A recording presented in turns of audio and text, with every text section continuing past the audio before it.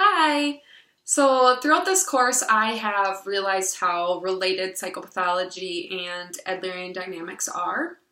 In my previous courses, I struggled to relate the more serious pathologies to Adlerian concepts.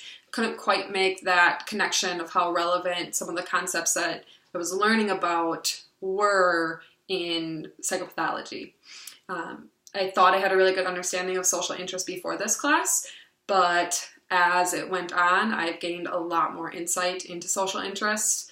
And after studying the different pathologies, I realized how much of a role social interest truly plays in the etiology.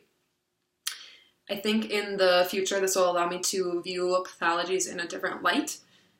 Like I said before this class, I wouldn't have thought that social interest would be so important in certain pathologies, but after learning about different people and pathologies like schizophrenia, I realized that that's not entirely true.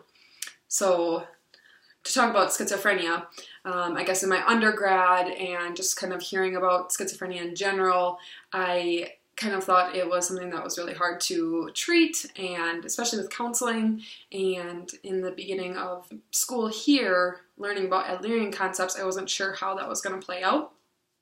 So it was really, really interesting and unique to learn about people like Ted Kaczynski and see how related the Adlerian concepts truly are, and to see how much of a role social interest really played in his life.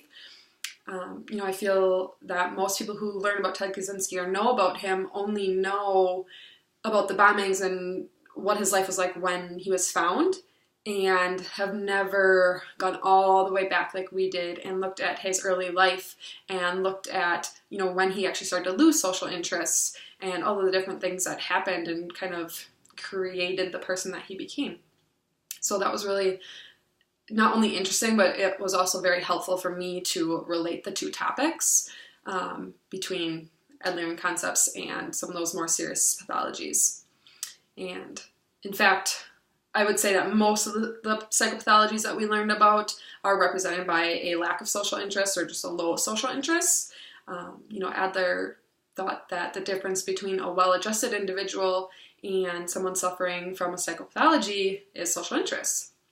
So, for example, someone with a neurotic tendency or neurosis, they are suffering from a lack of social interest. They understand reality and aren't completely disconnected as a psychotic person would be, but they have low social interest, which leads to their neurosis. So, for example, someone with anxiety has low social interest, and they use their anxiety as a reason to not participate in the community, to not be a part of the community.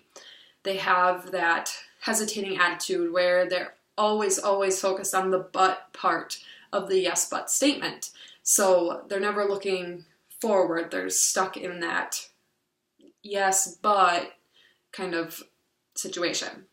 So the yes part represents that their common sense, that they understand social interest and they believe in it and they want to have it, but there's always an exception, or there's always something, an excuse holding them back from increasing their social interest. They use their anxiety to turn away from the problems of life.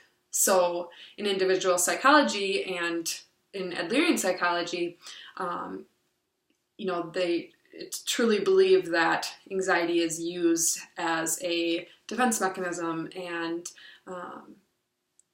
something to protect the self, and it causes low social interest.